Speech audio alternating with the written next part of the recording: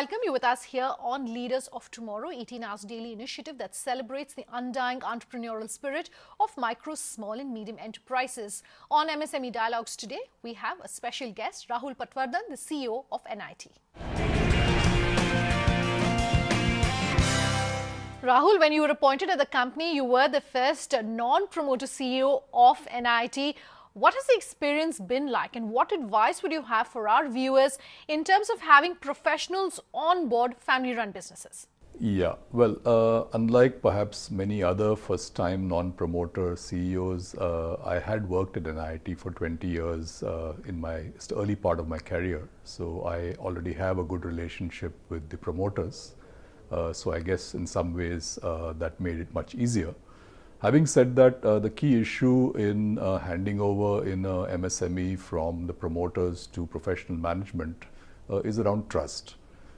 Trust both ways. The promoters need to be able to let go and give the new professional leader the space that is required to perform his role and take the company into the direction that it needs to be taken, which may not always be exactly what the promoters may think is the right direction. And to make this happen and to keep trust always strong, a lot of communication is important. And putting in place the necessary cadence and regular communication so that this trust can be maintained becomes the most important thing. How do family-owned and professionally managed or professionally run businesses go hand in hand, according to you? Well, the reality is that most promoter-started companies, and most companies are always promoter-started companies, eventually at some point of time have to transition to a phase where professional management take over. So that's the reality of business, in particular successful businesses. And therefore the issues I talked about earlier start becoming important, especially at a time when such a transition is starting to become imminent. It's rare, I would say, in today's world, in the MSME circuit in particular, that you can expect that the family members will take on the mantle and move forward. And therefore, I would say in the early phase of successful growth of an MSME, promoters need to start thinking about what transition requirements will be there and start preparing themselves first before they start bringing on board professional managers. Speaking of this, I would like for you to talk to our viewers about the importance of succession planning for businesses, especially small businesses, and whether you see enough of it happening, whether there's enough awareness of what really succession planning is, and if there isn't, what in your opinion is really holding them back? Yeah, this is really important. You build a successful business, you take half your life to do that, in maybe 20-25 years, you've brought it from an idea into an existence, and from an existence into growth, and then growth into high growth. And then you sometimes often realize that you have not focused enough on succession planning. Now, and very often we do see MSMEs have reached a point where there is nobody to take over. The family is not interested in taking over because they have actually grown up in an affluent family and maybe they've studied abroad and they want to do something else. And the promoters are then left with the situation where they have left it too late and they're not able to complete the transition of the company from promoter-led to professional-led, and often have to just close down the company. Okay?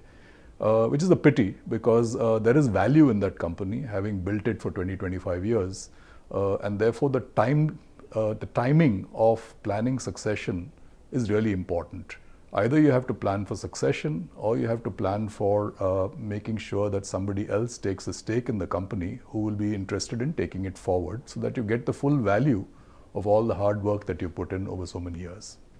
Let's also talk about estate planning. In your opinion, is there enough awareness in India right now, particularly among small businesses, in terms of what constitutes this, and your advice for our viewers on this? Yeah, I would say that in general, people still remain very traditional in their way of how they go about planning for handing over their wealth to their successors. Increasingly, it is becoming important to plan professionally for this. There are a lot of avenues available to do such planning. There are in terms of trusts, in terms of setting up family-owned funds. I think it's really important today for successful promoters to start making themselves aware of these possibilities and to start seriously looking into if they have reached a particular point in their career and in their life, to start planning for this, to make sure that the wealth that they've created through all their hard work can successfully transition to their successors. Let's talk about regulation for your industry. First, the legislations that cover your industry. What, in your opinion, would be some of the changes that you would like to perhaps see? So, because we are not in an industry that is licensed, our regulations are not very, very specific to our industry. However, there are education policy and education regulations. Being a listed company, NIIT Limited is obviously affected by all the regulations that are governing listed companies. For example, ICFR and so on, and maybe INDAS coming up this year.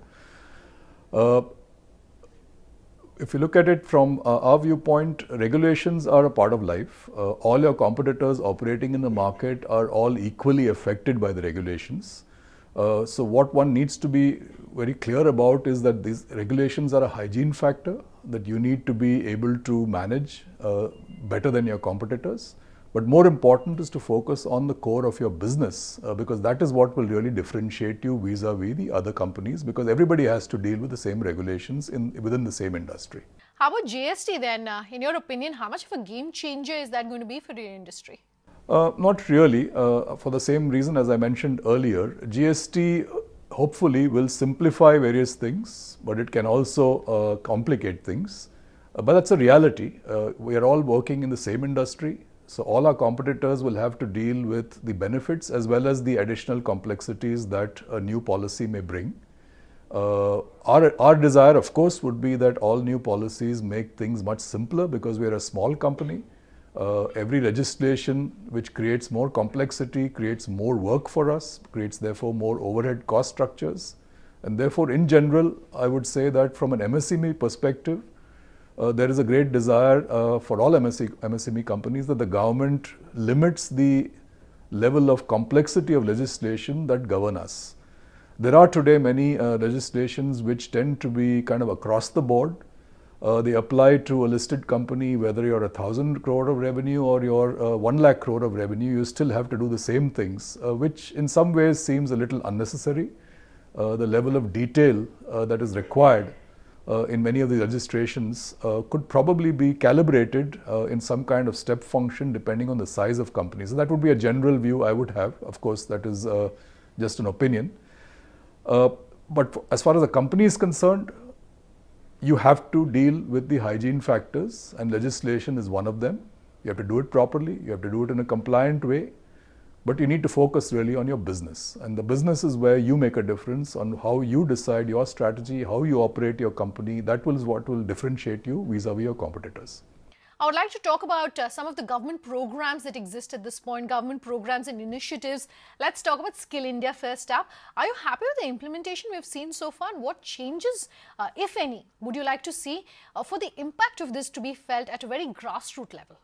Yeah, I think it's a huge program. We are talking about transforming literally half the population of India from relatively semi-skilled or low-skilled or unskilled into skilled workers. And India, as you know, is going to have the largest pool of working age population in the world. We'll be almost 50% of the working age population of the world in the next 20 years is going to be Indians. Therefore, there's a big opportunity. If that skilling doesn't happen, then there will be a big problem that the Indian government will have to deal with, and it will be a social problem. So therefore, both from an opportunity perspective as well as a problem perspective, Skill India is a critical program. The government has done a lot. The scale of the problem is immense. The issue really is it cannot be only about skilling. It has to be about employment. So I think it's the combination of job creation and Skill India which will make Skill India as a program successful. What needs to change here, I would say, is the connect with the industry needs to be strengthened. The Skill India program has created a number of sector skills councils in different industries. For example, telecom or IT or ITES or retail sector or so on, so on, many sectors, 32 sectors in fact. These SSCs are really representatives of the industry, And they have been working with the government to define what skills are required in the different role categories within their sector. And the government has then designed programs which they're asking various training companies, including NIT, to train up a lot of young people for against those skill sets. The issue is that the success is completed only when there are enough jobs created by the industry and the connect between the demand and the supply is properly calibrated. So improvements over there will be welcome, and the industry also giving more value to these skill programs is important, because today one of the problems is that the industry recruits because of the acute short supply of people. They recruit without skills and train people internally. If there are people now available with certified programs under the Skill India movement, the industry must support the skill certification program so that it becomes central to the way training is done in each of the sectors. So that said, what advice do you have for our viewers in terms of how they can participate more in the Skill India program? Because a lot of the MSMEs tell us they don't know how they can ensure that they're a part of this program. Yeah. Well, I think as an MSME, the main participation plank would be twofold. One is participate in your sector skills council. So if, for example, you're a textile company or a retail company or you're a telecom company, of course, you're unlikely to be an MSME if you're a telecom company, but whichever sector you're in, participate actively in the sector skills council so that you know what they are doing, you understand what's available and what's happening in your area. The second is recruit against the certification programs that have been defined by the Sector Skills Council, because those have been developed jointly by the entire industry. Therefore, they will reflect the standards that the industry wants to build. And if you recruit from people who have been certified under these programs, the chances are you'll have a better caliber of workforce, which will have an impact on the success of your business.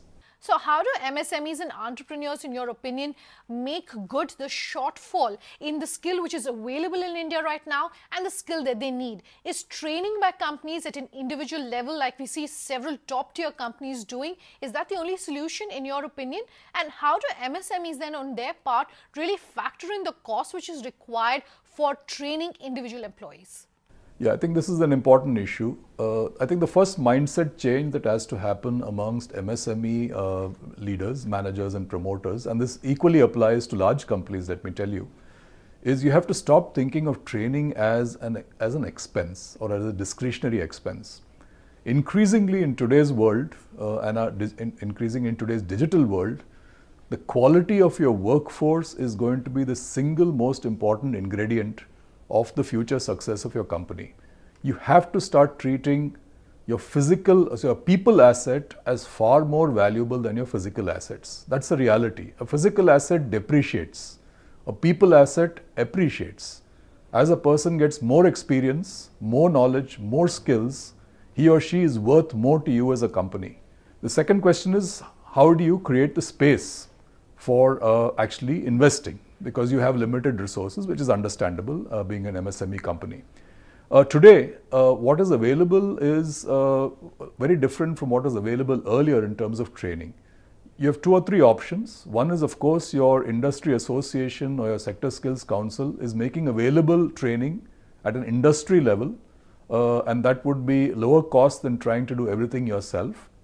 Second, in almost every sector today, there's a lot of free online material available. Make use of online learning resources in your industry. Work with other companies in your industry to build common platforms and common courses if you can't build those courses yourself. So these are the ways in which you adopt the sharing economy approach, so that instead of one company investing in the entire cost of building content for your particular job roles in your company, you work with all the companies in your sector and spread the costs. I think this is the way of Uber, this is the way of Airbnb, and this is the way the training has to also happen in your industry going forward. Rahul, do hold that thought. Let's take a very quick break, but we'll continue this conversation with NIT on the other side.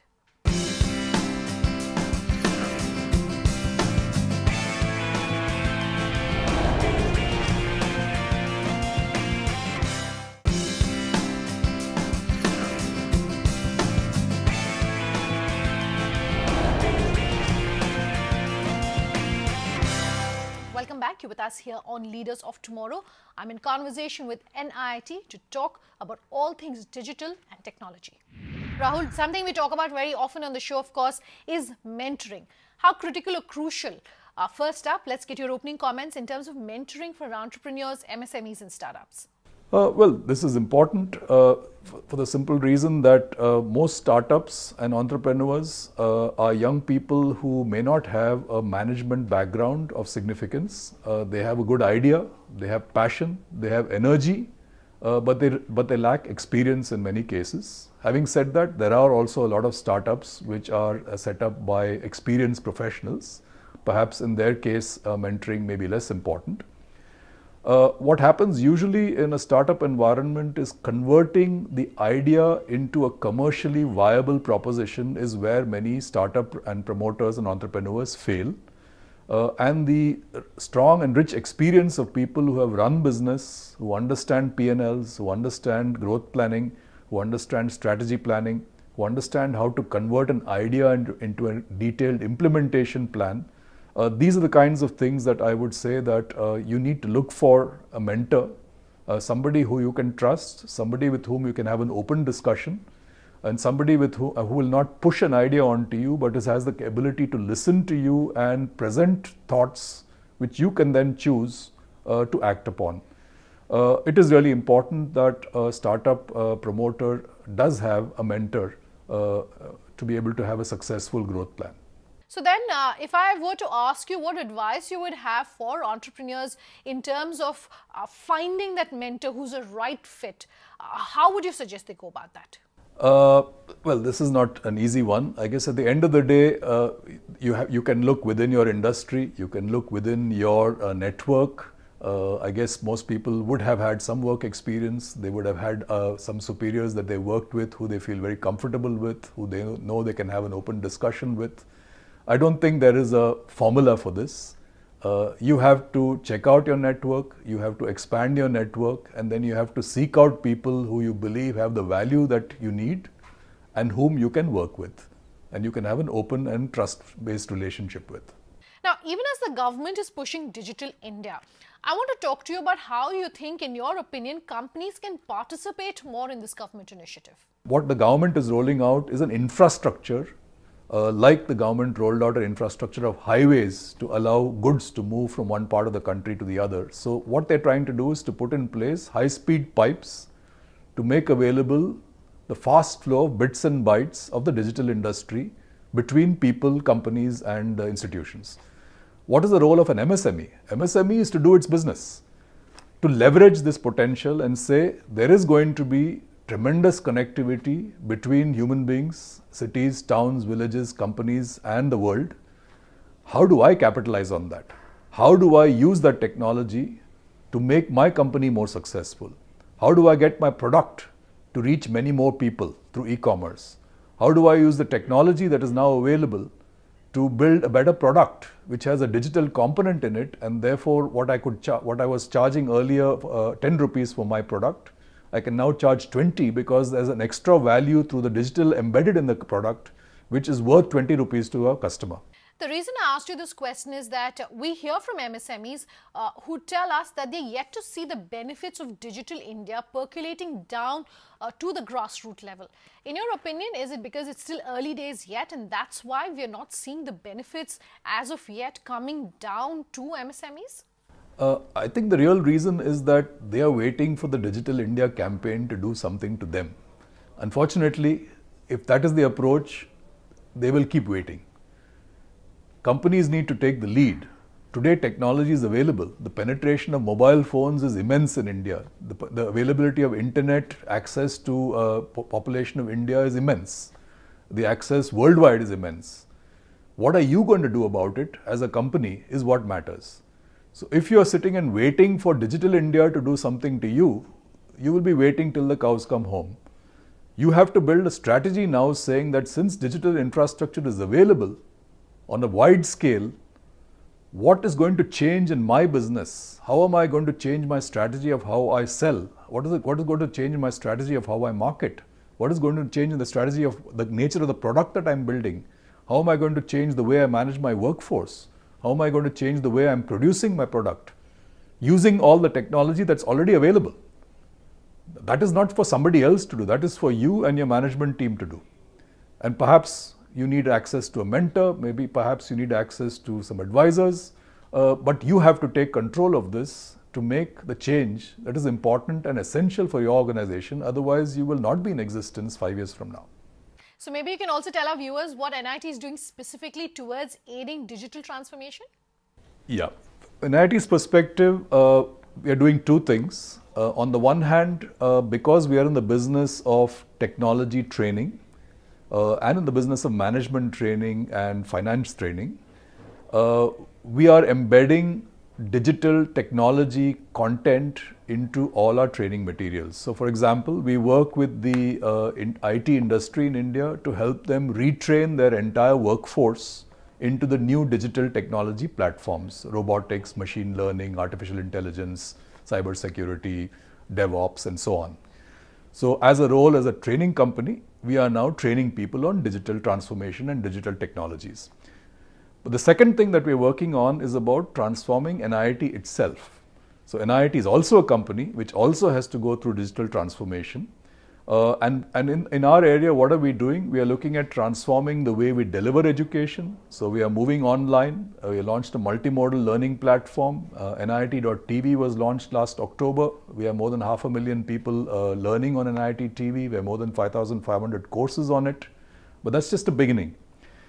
Similarly, in the work that we do with corporate customers, we are embedding a lot of technology into the way we deliver our services. In the way we recruit, we are creating a digital recruitment platform. In the way we manage our business partners, we are using a lot more technology.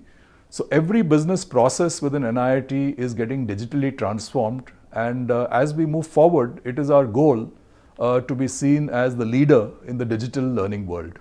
What's the one piece of advice you would have for MSMEs and entrepreneurs? Yeah, the single most important advice I would have is if you look at the MSME sector in India, it is still a very physical sector. By physical, I mean it is still very rooted in the physical industry. The use of technology is very little. On the other hand, the entire world, not just India as an economy, but the entire world economy is going through a very major transformation in terms of the impact of digital on business. So I would say that for MSMEs, understanding the impact that digital technology can have on your business is the number one priority. And then figuring out how to make sure that you have in your organization somebody who can actually help you transform your company and leverage the power of the technology would be the second important priority.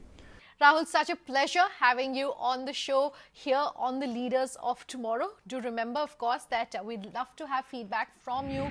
If you have any comments for us, do write in at leadersoftomorrow@timesgroup.com. You can reach us on social media using the hashtag LOT or call us on that number you see on your screens. Thanks for watching. Have a good night.